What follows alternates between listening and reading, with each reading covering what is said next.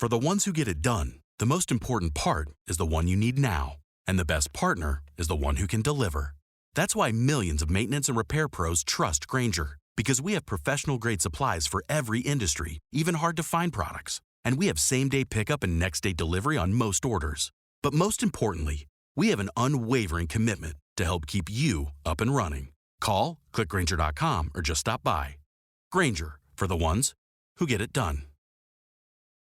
If your job at a healthcare facility includes disinfecting against viruses, you know prevention is the best medicine. And maintaining healthy spaces starts with a healthy cleaning routine. Grainger's world-class supply chain helps ensure you have the quality products you need when you need them. From disinfectants and cleaning supplies to personal protective equipment, so you can help deliver a clean bill of health. Call 1-800-GRAINGER, click Grainger.com, or just stop by. Grainger, for the ones who get it done.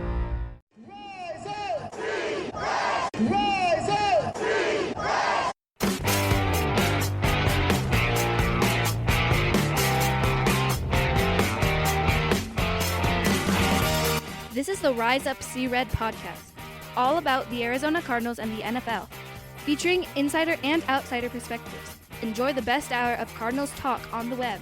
Now here are your hosts, Jess Root and Seth Cox.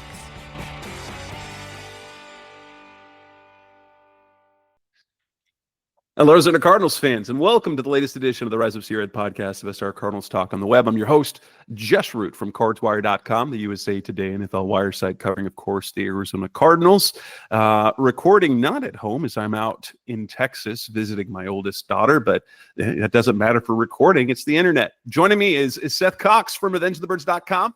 As we are in the second week of NFL free agency, episode 648. Seth, it was a busy week last week, but things have slowed down significantly, have they, for both the Cardinals and the rest of the NFL? Yeah, it's been an interesting week just in general. I mean, it was fast and furious, and then it's slowed to a drip, basically, right? Like, we get one or two little things a day, but nothing extraordinary, nothing otherworldly. Mostly now it's, focus time on the NFL draft, and something we'll discuss on today's show, and kind of putting the pieces together of, okay, free agency is over. Your team has done X and Y. Now, how does the draft factor into Z in that process? Yeah, and there are two moves that the Cardinals made that we did not get to talk about. They are little ones, and one of the things that in fact Howard Balzer, my other writer over at CardsWire, noted is that the contract, the contract he usually gets those contracts fairly quickly after they're signed. Those are they're crawling right now. They're crawling right now. They're not getting. He's still waiting on a few of them, and normally he rips those out fairly quickly, and it seems like the league office is taking their time. We know that there's a couple of moves around the NFL that everyone's still waiting for, and that's I think that will impact more than anything mock drafts moving forward. Would be the decision of Aaron Rodgers, the decision of Russell Wilson, particularly, especially Aaron Rodgers, because we can then start really sort of projecting which teams at the top of the draft are going to go with quarterbacks, don't you think? Yeah, and it's interesting to think that Steelers-Giants situation is all kind of in limbo until Aaron Rodgers gets back from his latest ayahuasca journey. And so, it's interesting because this is another offseason of this, but it's also interesting in that it goes to something you and I talk about quite often. What is your plan? And, we've long said that when people throw out ideas of like, hey, just trade Kyler, we don't necessarily go, yeah, that's a great idea, or no, you're an idiot. But we go, okay, what's your plan?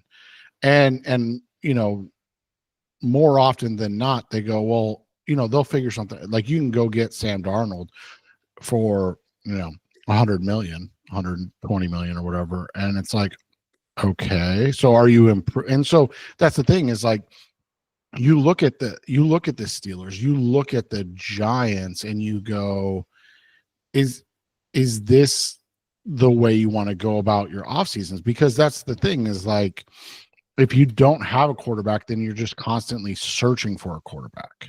And we've, been part of that process too for the Arizona Cardinals. And it's not any fun either. Like there's that's not a fun way to go about your offseason. And so, like you said, until those dominoes fall, and not that those dominoes would preclude anybody from drafting a quarterback, but it changes the way you attack it, correct? Like you don't, if you're the Giants and you end up signing Aaron Rodgers, you go, okay, if we have Cam Ward as a 10 and Shedeur Sanders as a 7.5, we don't have to draft Shedeur Sanders at wherever they're drafting. I mean, is it 3? I don't. Not, so, we don't have to do that. But if we don't have that, it doesn't really matter what our grades are on these guys. We just have to get somebody in that's not a 4, right? And so that that is, what it comes down to. And we joke about it, but the reality is like when you move on or make decisions for that quarterback position, that needs to be the thought process. And one of the things that we try to do is from an intelligent standpoint is say, like, would JG and Monty, like, would they be able to go to Michael Bidwell and be like, hey, this is our plan moving forward. We're going to be awful next year because we want to move on from Kyler.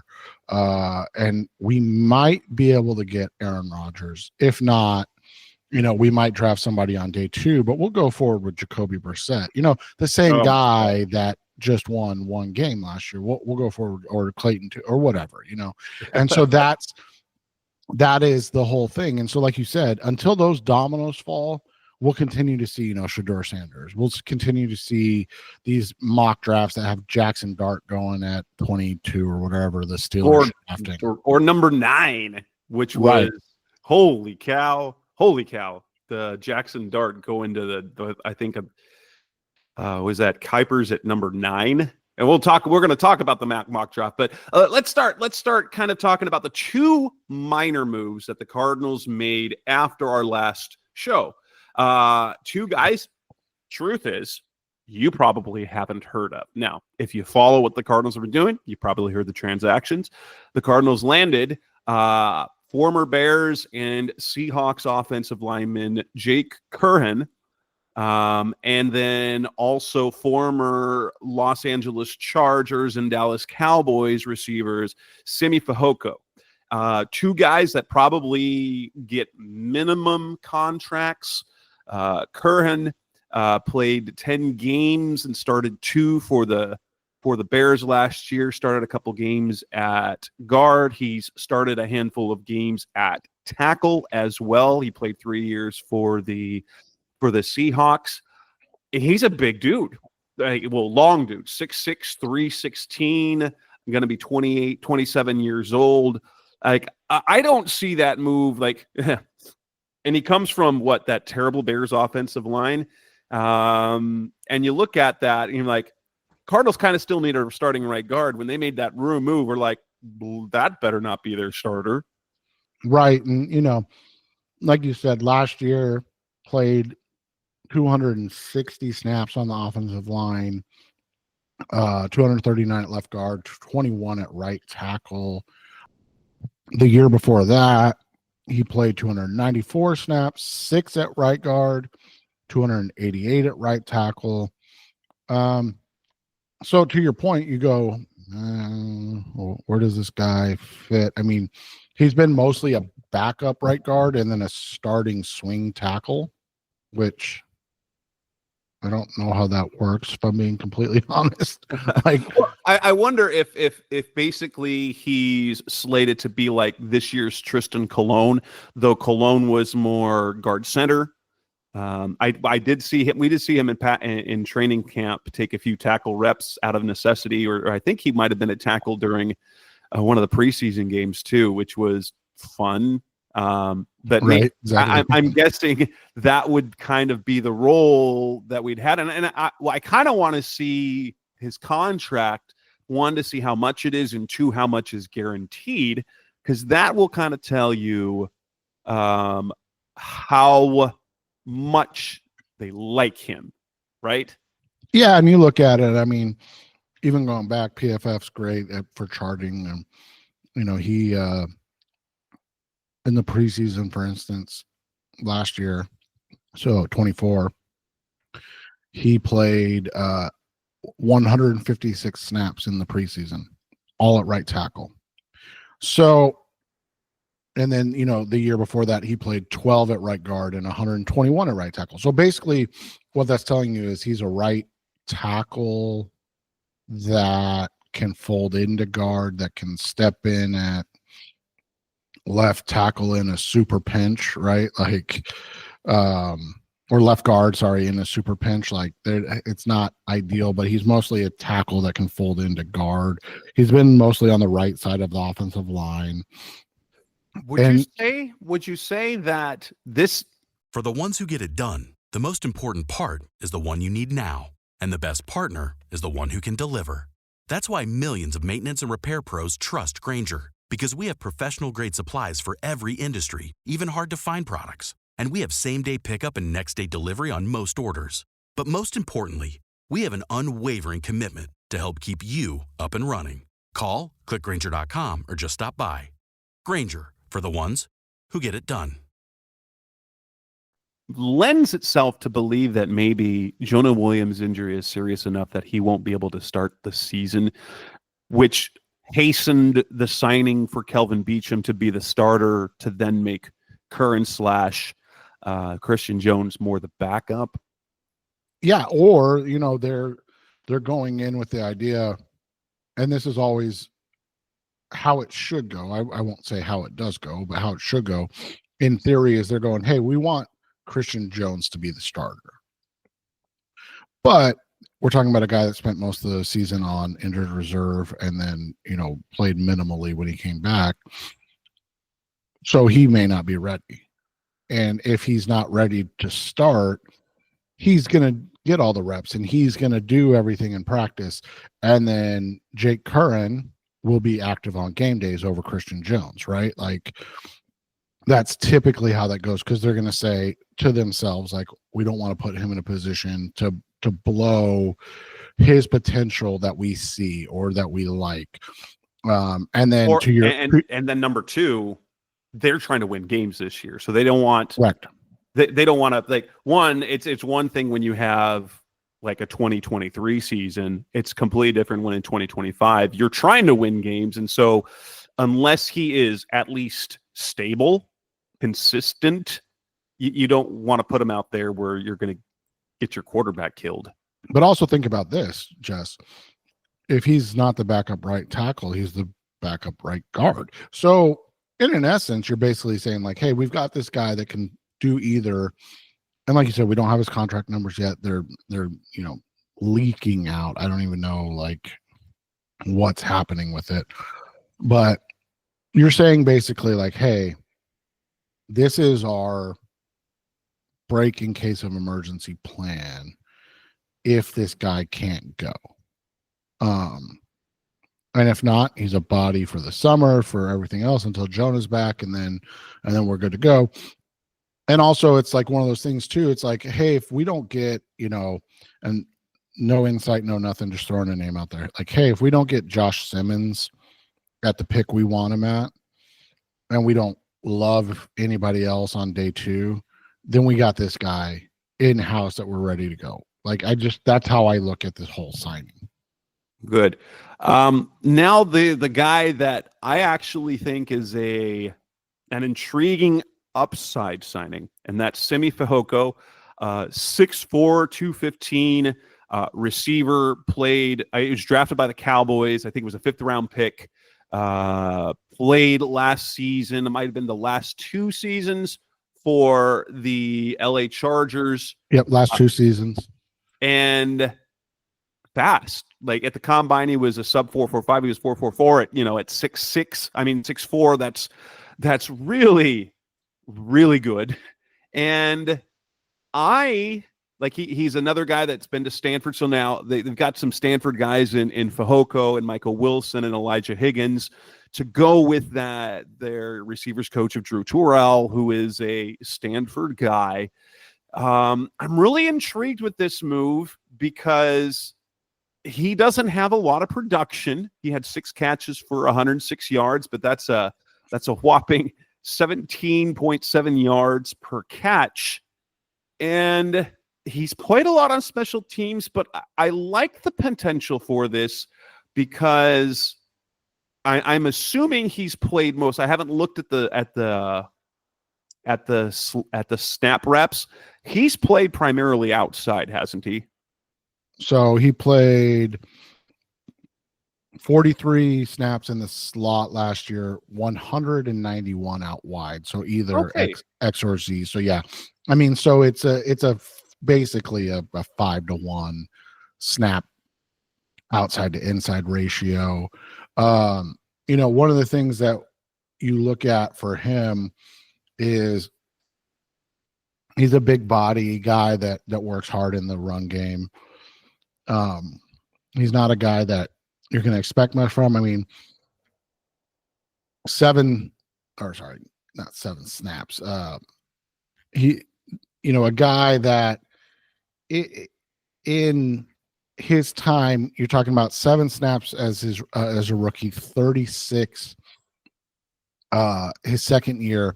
And then what's been really interesting, Jess, is obviously last year was Jim Harbaugh, right? So not a shock. He was about a 1-to-1 pass to run snap ratio in his 244 snaps. But the year before, so I think that was still Brandon Staley, correct? Yeah. 23 snaps played. He blocked for 14 of those snaps and only went out for routes 9 times. Interesting. So is he Zach Pascal then? Right, exactly. But a younger, and what's interesting because I actually, I ran across his TikTok where he was saying goodbye. It was his personal thing. It was just on my For You page. And he was saying, he kind of addressed why he's leaving LA. And he has a little bit of a following out there. And people are saying, well, why are you leaving LA? He said it makes it sound like there's some guaranteed money because he said he's got to take care of his family. And that's tied into money. And he said the Cardinals really wanted him. I'm interested in seeing what type of contract it is. If it's like a $2.25 million type deal. But it's kind of like what Zach Pascal got. But I actually kind of like the upside of this move because not only is he fast, he's really quick. That 3-cone that he had, 6.78, that's incredible for his size, which gives him the ability to move in and out of spaces. And the Cardinals like long receivers. And what we saw last year was a move away from Greg Dortch as playing in the slot, and they played a lot more Marv inside and a lot more Michael Wilson inside. And so this gives you some, and Zay Jones returns, we talked about him, where he can play on the outside. The Zay Jones and the Fehoko moves I like as low-cost, high-potential type additions. I'm not saying Fehoko's going to go off for 800 yards, but you get 300 yards for him on 20 catches. That's a really good start. And if you get, 50 catches for 600 to 800 yards from Zay Jones, also very, very good production, especially if you can get Michael Wilson either to up his production about 800 yards, or if you, like I said, you want a guy, if you got 2,000 yard guys in Marv and Trey McBride, you want another guy that can get 800 or 2 that can get 600 plus. And then if you add kind of big play with Fehoko with his athleticism, I'm really intrigued by this move. Yeah, and it'll be interesting to see, like, even simply as like what the guaranteed money is and if he makes the roster type thing. That's the nice thing about, typically when we do this part of the show, right, we go, oh, this is what we know. This is a little more fun in the sense that we're talking just, kind of speculating because we don't have the numbers yet. And so, you'll have to wait and see what those numbers come out. And then they'll tell us more of a story about, oh, okay, this is what, because like we were talking last week, I don't know if we talked about this on the air, right? But, if they were to draft, say, Kenneth Grant, at 16, that's a pretty full room already. And then adding a rookie, right? You look at it and you go from a salary structure standpoint, like who makes the most sense to cut, and you're like, well, probably LJ Collier because he's got the least amount of guaranteed money. So, the same thing with Curran, Fahoku, like those guys. When we get those numbers, it tells us more of the story, like where are they at, and even and I doubt either of them do, but even say like a $2 million salary guarantee, it doesn't mean much in that case. But it does mean, like we had Chris Moore last year, right, and they did have some guarantees for him, and he initially made he was on the practice squad initially, but he was still getting that money and got elevated a couple of times. So that's the part where we're missing. But I will say that the Fajoko, based on the lack of which is another one of the interesting things, some of these bigger named older receivers, Keenan Allen, Amari Cooper, these guys are still out there available. Well, Jess, look what freaking and Cooper Kupp got. And I think, and I could be wrong, I'm double checking my numbers here, but I think Keenan Allen was slightly more productive last year than Kupp. 744 770, sorry. So, and then what did, I don't think Kupp put up over 700 last year. I think he was at about 670. Oh, he was 767, 710. So right around the same. So like you're literally saying like, hey, this is a guy that's like, people don't want to pay $12-15 million for these guys. And don't get me wrong, like Jess and I are not saying Simi Fehoko or Zay Jones are at all on the same level as Keenan Allen or Cooper Kupp, but also their combined salary is a third, if not, a fourth of what you're going to pay Cooper Kupp or likely Keenan Allen at this point. Like that's the hard thing with all of that. And so, it doesn't preclude you from making moves, especially when you look at it, right? Just like you go through all their moves that they made. Evan Brown, 2-year deal, right? Zay Jones, 1-year deal. Jacoby Brissett, 2-year deal. LJ Collier, 1-year deal. Josh Sweat, 4-year deal. Akeem Davis-Gaither, 2-year deal. Jake Curran, 1-year deal, right? Mykal Walker, 1-year deal. Dalvin Tomlinson, 2-year deal. And then Simi, a 1-year deal. So like they tell you like in the contracts for the most part, like, hey, Dalvin Tomlinson, he's a guy that we're counting on. Obviously, Josh Sweat, Evan Brown. A guy like Jake Curran, it's like, hey, if he makes the roster, that's great. But from anything else, like we're not expecting anything, right? So yeah. What they do, it tells the story of what their expectation is. And if you get anything more, you just chalk it up as a win. Coming up next on the Rise of Sierra podcast, the best Cardinals talk on the web. Let's move on. A couple of mock drafts that came out this week. Let's react to them. That's coming next on Rise of Sierra. We're back on the Rise of Sierra podcast, best Cardinals talk on the web. With the first week of free agency in the books, that means we got the two big names releasing new mock drafts, one from ESPN's Mel Kiper, and then one from the NFL Network's NFL Media's Daniel Jeremiah. And it's interesting because both project something interesting for the Cardinals. On Kiper's, it is perhaps the surprising one, and that is Will Johnson, Michigan cornerback, falls all the way to 16th. And what Kiper wrote is that Johnson's 10th on his board, and I've seen projections where he goes top 10, nearly top 5. And so this was a case, I think, as he's putting the board together, it's not necessarily a need for the Cardinals because we do like where the cornerback room is. You've got Sean Murphy-Bunting. I know people don't love him. They think that was a terrible signing. He actually had a decent year.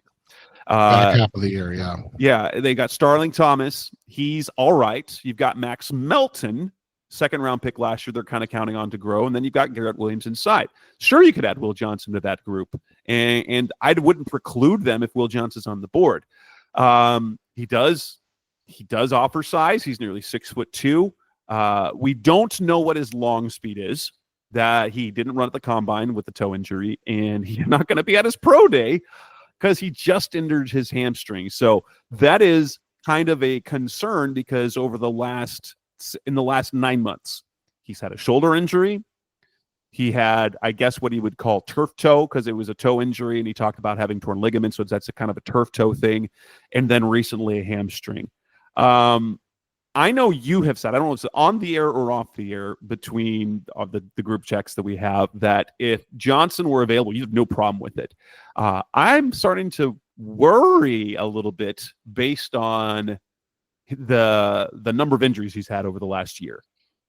Yeah, I mean, foot stuff, ankle stuff, knee stuff. We always talk about it, right? Like it's definitely position dependent. My concern is always with bigger guys that live off explosiveness, that they won't be able to get back into that type of play. I have less concern typically about guys like Johnson, things like that. So, the biggest thing to me is that he continues to have or pick up nagging lower body injury. So it's like, he had the foot, toe, whatever you want to call it. And then that's led to hamstring issues, right? So to me, that's where the red flag is he not able to rehab consistently? Is he not rehabbing correctly? And then it's leading to issues on other things. Those are obviously questions that we don't have answers to, right? A singular injury or things of that nature are not a big deal since catastrophic stuff that, we saw with Marshawn Lattimore. Yeah. Things like that. But that is the one thing to watch about Will Johnson is that, why is he struggling to come back from this injury? Obviously, we don't know what the extent of the injury was, and now he's got a hamstring that's going to hold him out of the pro day. That was supposed to be Friday. Yeah, it's supposed to be this week on Friday. So we're recording on Tuesday, and it was just announced, I think today or yesterday, that he's not going to participate with the hamstring. Those are the little things to watch. Obviously, Garrett Williams, for instance, ACL, ACLs. It's a different thing for an athlete that isn't playing at a heavy weight, that isn't, not that they're not explosive, but they're not dependent on explosiveness off the line of scrimmage and things like that. So that's how I look at that a little different. But Johnson's an alpha, man. He would be the guy that comes in and he's all of a sudden kind of the guy in the room. He's not the athlete that a Sauce Gardner is, but same type of mentality, same type of feel for the game and understanding. And it's interesting because, going into this year, he was considered by many to be kind of a top 5 lock, and maybe even corner, pure corner one. You have the Travis Hunter situation. And now between the being banged up, obviously Michigan having a down year, he's looked at more in that, like you said, that 10 to 20 range. And it just feels like we're, I hate, you always hate throwing names out there, right? And stuff like that. But when you're talking about a guy that fell that probably shouldn't have, and obviously hindsight's 2020 and things of that nature, but there is some like Darrelle Revis stuff there, right? Like Revis went in the mid-teens. He was looked at through the lens of like, is he athletic enough and things of that nature. So I'm not saying that it's a perfect one-to-one comparison, but just the lead up to the draft seems to be similar, and he has those he has that dynamic about him that he could be something that is special in that way. And that would be, I mean, and to get a guy like that, you'd make it work. You can never have enough guys who can cover well. And if you could at some point trade Sean Murphy-Bunting. He's got 100% of his salary guaranteed this year at $7.7 million, but a serviceable cornerback, especially it could be a midseason move. Star Thomas, you could easily move him to the bench. That I don't think you'd have a problem with that. And then kind of like how they worked both Max Melton and Star Thomas together, you could do that between Max and Johnson, or even Murphy-Bunting and Johnson, kind of going with a four-man corner rotation that they did last year, and that would be 100% all right. But it would be a mild surprise based on everything that we've seen, because it still feels like, and we're going to talk about this later in the show, sort of like everything has been all about edge, defensive line, offensive line, or even just edge, defensive line, and they filled that. And that'll kind of lead us to the other one, and that's Daniel Jeremiah's mock draft, where the Cardinals actually pass on a couple of notable pass rushers that go a little bit after them. Mike Green, the kid out of Marshall, 17 sacks on the year. They pass on him. He goes number 17. They pass, and I wouldn't necessarily call it a pass on him, but Donovan Iziraku goes number 19. The Boston College, the two super productive pass rushers, and instead the Cardinals, and instead of going, and this is going with like a Kelvin Banks on the offensive line, instead of going with a Tyler Booker on the offensive line, which strangely Tyler Booker doesn't go in the first round of this mock draft, even though I think DJ has him as a top 10 ranked player. And the Cardinals go with Gray Zabel, interior guy who's played all over the offensive line. He played tackle last year because he was the very best that they had at North Dakota State, but he's played all over the line. And he could, viably, he could jump right in and be a starting right guard for them. The issue being, is that the best option for them at number 16 when you've got Tyler Booker on the board, especially if you're looking offensive line? Tyler Booker's still on the board. You could go Kelvin Banks on the board. It appears that Josh Simmons is still on the board. It feels like, I think it would be a long shot for the Cardinals to go that route over a Booker, over a Simmons, over a Kelvin Banks. I love Zabel. I think he's going to be a fantastic player. So I don't really have an issue with it. My issue becomes this feels more like a need pick, right? Yeah, that is the one spot where you're like, they need a starter. Yeah, and so you just kind of pencil in, I guess, right? And here's what I'll say. DJ's been very consistent with Zabel. He had Zabel going 18 in the previous draft, so it's not like he took him from the 50s or whatever into the first round. So he had him going 18 to the Seahawks in the last draft. And then in his first one, let's see, he did not have him in the first round. So, you look at it, you go, okay, well, he's been consistent with where the whereabouts he puts Zabel in his, draft, the last two at least. So he's definitely hearing those type of things, right? Yeah, that's what it sounds like, that there are teams that really like him. And so that, that begs the question, are the Cardinals going to be one of those teams? It would be an interesting departure from the two drafts that we have based on Monty Ossenfort, right? So in his two drafts, he's not taken a single FCS player. He's And big programs. Ohio, like in the first round, Ohio State, Missouri. Those are big time programs. right. And even in the second rounds, I mean, we're talking Big Ten with Rutgers, right? We're talking LSU. In the third round, we're talking Syracuse, Florida State, like Illinois, Stanford.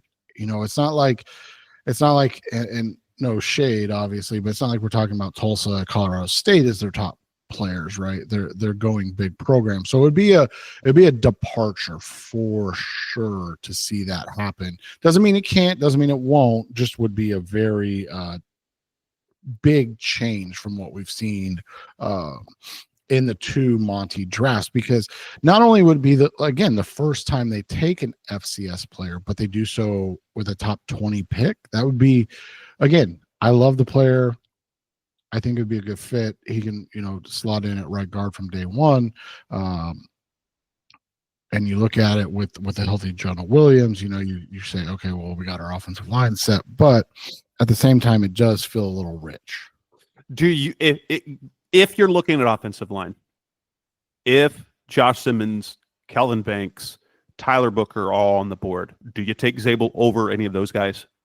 No, obviously Simmons would be about the medicals if they check out. I think Simmons would be the ideal guy because he's a guy that's played left tackle, he's played right tackle. He gives them some flexibility, and he would be a guy that has familiarity with obviously the coach and things of that nature. Here's what I'll say: if they were to do this and they take Zabel over Simmons or Donovan Jackson or any of the other guys, Booker, Banks, whatever, it would speak to what the new line coach is thinking, right? Because if they have their pick, if you say that only Will Campbell and the was it Mimbu, yeah, are off the board, and so you take Gray Zabel, I think, and correct me if you disagree, but I think we would tend to think like, oh, Fry must have been like, no, I don't want Simmons, and not I don't want, but like, hey, I don't think the knee is right, or that would make sense. That would make sense. It would be more like telling to us. The one name that I wanted to bring up that's not an offensive lineman that I've seen, I don't know what the word is, like, I don't know, confusion or, maybe disputing or however you want to say it about is Jahad Campbell, right? So a guy that you and I both like a lot, impressed with his size, length, speed, gives you a little bit of everything.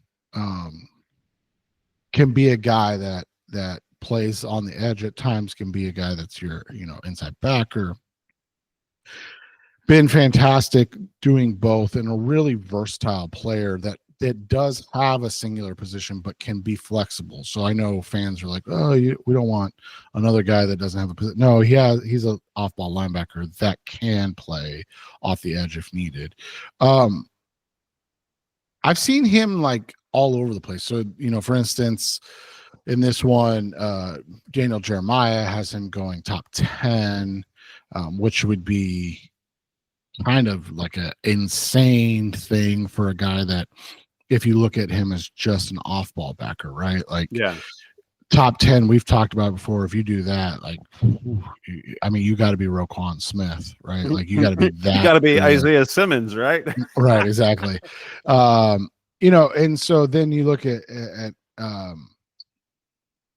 Kiper, and Kiper has him going after the Cardinals. So is there I mean, obviously there's always, we could throw out Jackson Dart, we can throw out, all these names, right? But is there a bigger disconnect between a guy and where he's going to fit and go? That's, and I think, I think a lot of it has to do is the belief or the value that a number of the teams in the NFL put at that particular position. Like you look at the Philadelphia Eagles, who haven't spent a first-round pick on off-the-ball backer since, 1994, I think is what I heard on Kiper's podcast a few weeks ago. But yeah, to see him go from top 10 to middle of the second round is an incredible disparity. And I know Kiper really, really likes Campbell in terms of his ability. And I wouldn't mind. I would kind of like him in Arizona, but at the same time, I think from what we know about Jonathan Gannon, and I think as well for Monty Ossenford, is they don't put first round value on the position, even when the talent is great. Yeah, and that makes sense to me. I think he's a guy that fits. I mean, another guy that is another intriguing, just watching where he fits is like the kid out of U of A, right? Ted McMillan. Yeah. We've seen him top 10, we've seen him top 15.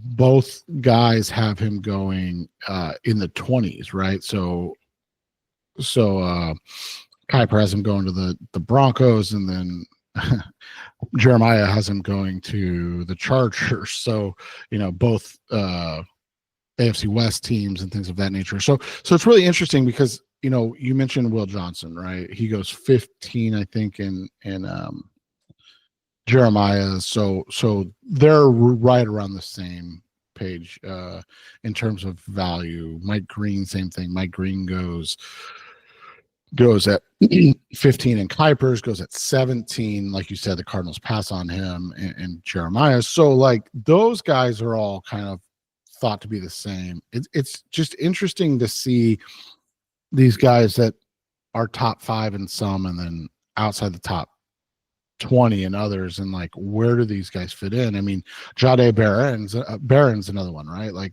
Kiper's got him going 24 to Minnesota. I think Jeremiah's got him going 11. Like those are wild variances, and what that's telling me is a couple things. The first thing is that there's really not a consensus after Cam Ward, Travis Hunter, Abdul Carter, right? Like those are the 3 guys in this draft. After that, it's kind of just pick your flavor, what you like. I mean, we mentioned Mimbu, all of a sudden he's OT1. Will Campbell, who's been a steady force at LSU, had some short arms in the measurements, and now he's 9-10 in both of these type of exercises. Barron, McMillan, we've seen these guys all over the place. So I think, and obviously we'll know more in April as the draft is approaching, but more than anything, it just really tells you that there's no consensus after those top 3 guys. Yeah. And so what's going to happen is you're going to have a lot of opinions on a lot of different guys. And so it'll be interesting to see if we're able to cut through the noise and find what the Cardinals want to do. Obviously, the easiest thing would be like, hey, let's just pencil in Josh Simmons, right? Like Ohio State fits what they need to be the 3rd Ohio State guy they draft in the first round in 3 years. But if it ends up not being Simmons, where's the fit, and how do they look at these guys and go after them? Coming up next on the Rise Up Secret podcast, the best of our Cardinals talk on the web. We've got one segment left, and we're going to talk about the Cardinals and how things have changed in the draft after free agency. That's coming up next on Rise Up C-Red. We're back on the Rise Up C-Red podcast, best of our Cardinals talk on the web. One final segment on this edition of the show, episode 648, and still talking NFL draft, but now kind of where we what kind of the top positions where I think the Cardinals are going to now prioritize. They addressed the defensive edge by signing Josh Sweat and re-signing Baron Browning. Victor Demicagi left, so I think maybe we might see Jesse Luketa come back. I'm still possible on that, but I think they kind of like the edge group that they have. They upgraded the defensive line, big name in Dalvin Tomlinson, and they added LJ Collier, bringing him back, and so you've got a really good six-man group for now.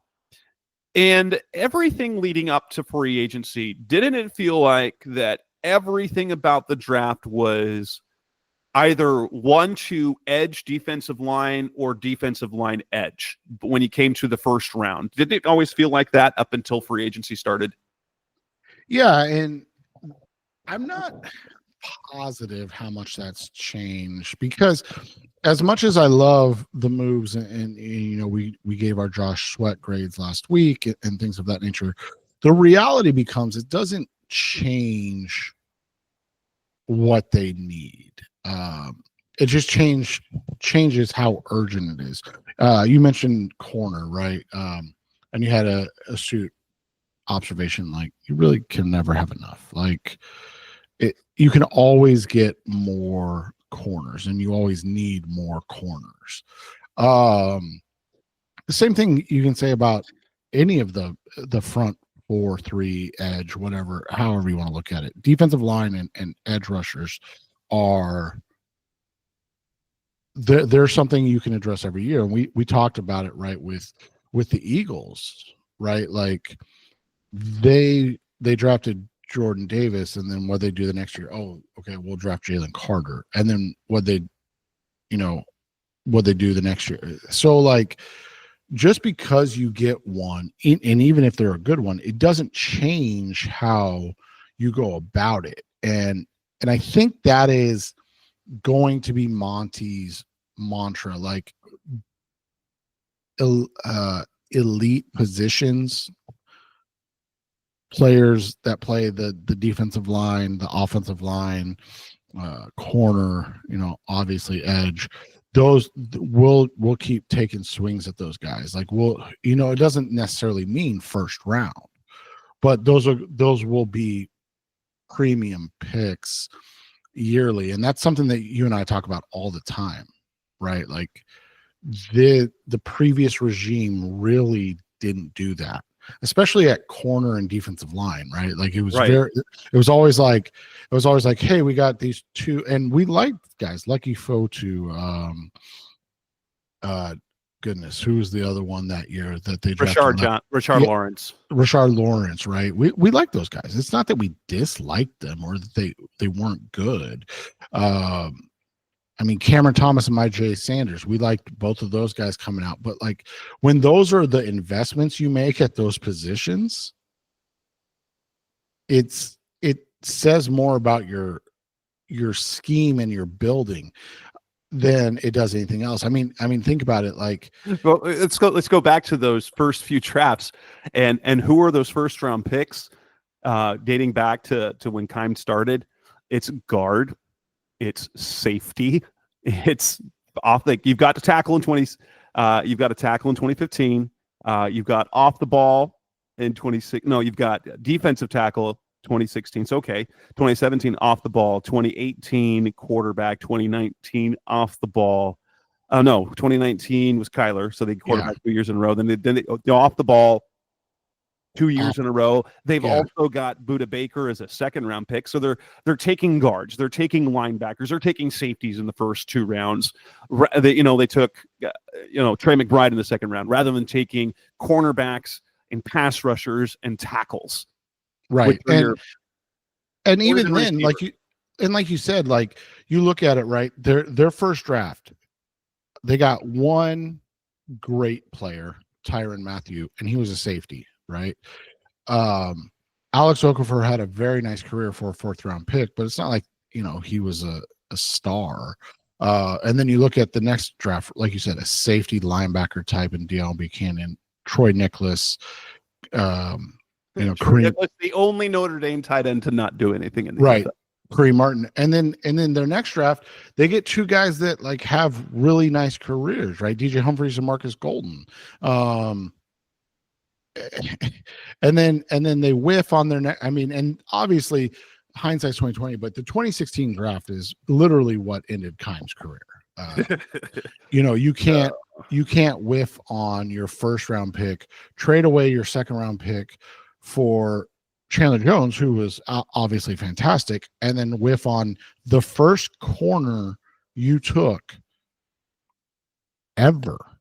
Like, think about this, Jess. This is a wild thing to say, but they didn't take a corner for 3 entire drafts.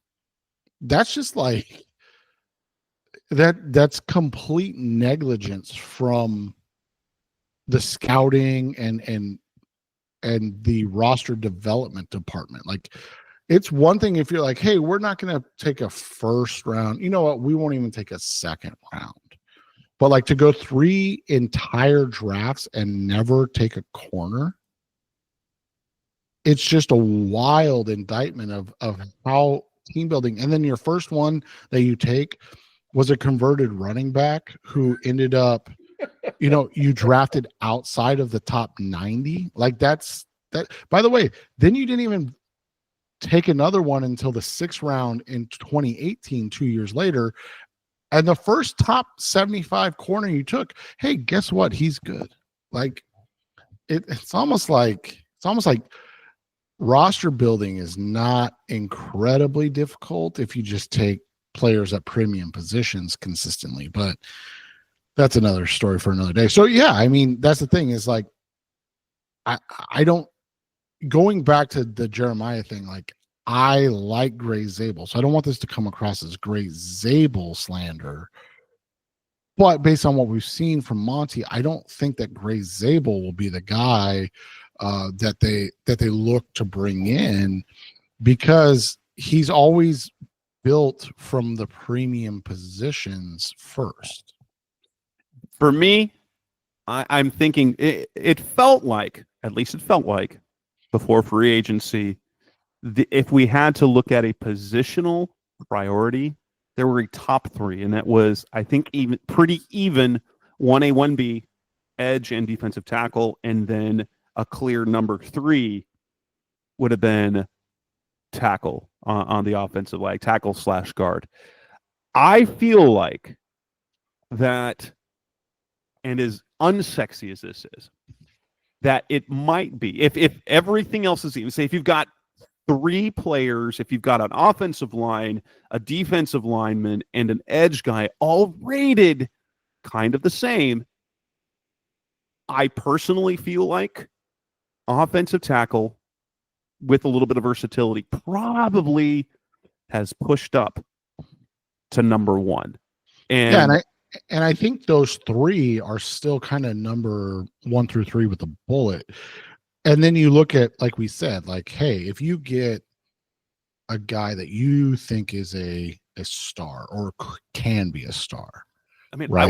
I wouldn't throw out receiver either, because there are some, like, you could get another Ohio State guy in Ibuka. You could get Matthew Golden. I think Matthew Golden would be a great fit offensively, but like, I wouldn't, like, what we've talked about is like, I don't think you can almost rule out anything. I don't think you rule out cornerback. I think you rule out of necessity. You rule out cornerback. You rule out running back. You tight end, likely, even like, but it would be hard to turn down, say, a Colson Loveland or Tyler Warren if he were available. But obviously, running back, you're going to throw that out. You probably throw out safety. You probably throw out linebacker based on what we know about the belief of the positional value, and especially, like, you also look at the free agency. What have the Cardinals done each year in free agency? First year, they brought in Kaiser White, a legitimate starter, 2 years, $10 million. They brought in Josh Woods, a special teamer who turned into a starter. They brought in Mac Wilson the next year, special teamer turned starter. This year, they're bringing in Akeem Davis-Gaither, presumably to start, special teamer turned starter, or Michael Walker, who was special teamer, previously starter. That is a position they think they can just fill with guys until they find one who's a star. And so I like, and here's another reason why I like them taking a tackle is they're going to build that offensive line. And I think with a little bit of uncertainty at right tackle, whether it's Josh Simmons, whether it's Kelvin Banks, even if Jonah Williams is healthy, I 100% would expect them to take that rookie, that first-round rookie, and play him a right guard for a year, and then bump him out to right tackle. I think that would 100% be the plan for Josh Simmons or Kelvin Banks. Or I mean, if they ended up valuing a Donovan Jackson that much, I think that would be just 100% they could go guard right there. But I think Jackson would be a trade down scenario. But I could 100% see them taking Josh Simmons or Kelvin Banks there at number 16, playing him at a right guard for a year, and then slide him in over to right tackle in 2026. Yeah, and that's the thing. One of the things that free agency should do is free you up to be able to do that, right? And kind of what Jess is saying so astutely is like free agency should allow you to continue to build based on your vision and not on what your need is, right? And so while you're looking to compete this year and get guys, we talked about it, like if they sat there and they were like, Simmons, we're not comfortable with his knee, and then Banks is gone, and obviously Campbell and Mimbu are gone, and they're not big on Gray Zabel, and they go, okay, we can't move down. We love Kenneth Grant. We love Shamar Stewart, right? The other Texas A&M guy that's a freaky athlete that can do some things.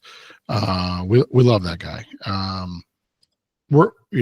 We can take either one of those guys at 16 and know that in year one, and I talk about this all the time, especially with defensive line types, like in year one, he can be a 40% player, and we're comfortable with that, knowing that in year 2 or 3, we can move him up, and all of a sudden he's, one of the better defensive linemen, edge rushers, interior defensive line, whatever it is in the league. I mean, you look at Jalen Carter, for instance, right? Like he went into a loaded defensive room and he got 50% of the snaps as a rookie. Had a decent rookie year, nothing to write home about, nothing where you're like, this guy's a game wrecker, and then he came this year and he played 80% of the snaps. Like that's what you're looking at. And that's what the goal is. And so I think that's how you kind of look at this year and you kind of dissect this year and you go, okay, we'll be prepared. And I know people hate looking at like this, but like we'll be prepared in 2 years when Dalvin Tomlinson is gone, or when we're ready to move on for Dalvin Tomlinson, and now Kenneth Grant takes the reins, or to your point, like, hey, we had Josh Simmons, we slotted him in at right guard. Jonah Williams contract's up. Beach wants to come back for age 36. It's going to be the primary backup, but now we've got these young guys, Paris Johnson Jr. and Josh Simmons, at our left and right tackle for the foreseeable future.